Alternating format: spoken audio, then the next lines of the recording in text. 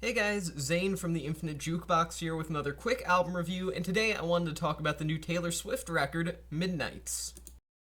Midnights is the latest studio album from the legend, the woman herself, Taylor Swift, one of, if not the most popular musician on the planet at the moment, with a fan base that would probably commit war crimes for her if she asked them to.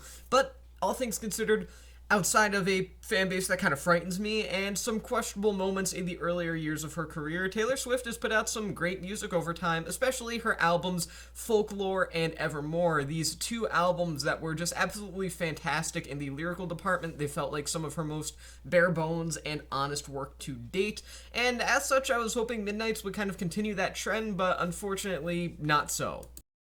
Midnights is easily one of Taylor's most subtle albums that she's ever done, that's for sure, but even despite the more personal tendencies and some of the more slightly cryptic lyrics that are put here or there, this album takes up more of a bombastic alt-pop kind of sound, which directly opposes the more stripped-down nature that was found on her past couple of records, the Taylor version albums, as well as, again, Folklore and Evermore, two records that were really based around a folk kind of sound almost, and Midnights is about the polar opposite of that. The lyrics here sometimes are kind of cringeworthy, to be totally honest. They feel a bit self-indulgent at times. In fact, it reminds me of another Swift, a certain Jonathan Swift, the writer of Gulliver's Travels, in that both Swifts are a bit too self-indulgent, a bit pretentious, think that they're a bit more important than they actually are, but at the same time, they've got decent structure and they at least know what they're doing to do things decently enough.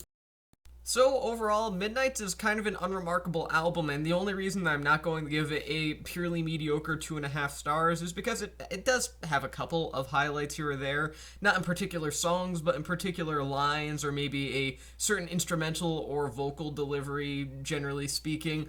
There's nothing really much to say about Midnights other than it's Taylor Swift doing a Lana Del Rey impression to somewhat decent results. Overall, there really just isn't much to say about this record. I'm going to give this record 3 stars out of 5. And with that being said, that's the end of this quick review. I have been Zane from the Infinite Jukebox. Thank you for watching, and I will see you guys in the next one.